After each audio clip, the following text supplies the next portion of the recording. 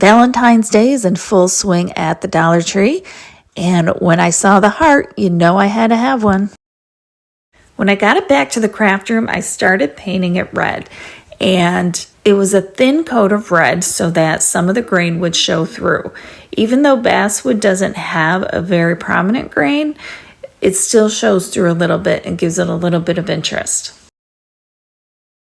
Then I popped it into my laser cutting machine. I engraved 2 outlines of hearts, which I based off of the actual heart shape. I made outlines of it, put it in the program, and then created 2 outlines.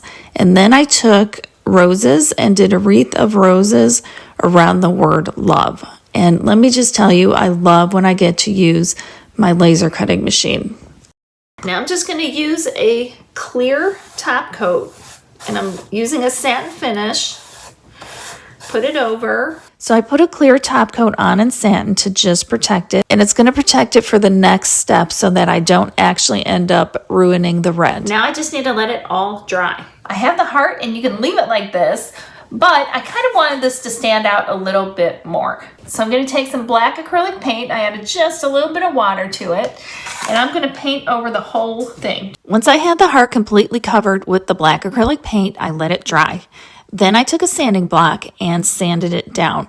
You can use whatever grit you want, and it really depends on how far you want to get down. I wanted to get down so the engraving popped. I didn't want to take all of the black off, but I wanted to take most of it off. And the main aim was just to get that engraving to pop because I just didn't feel like it was popping without the black on there. So the project took on a different look, but I love it.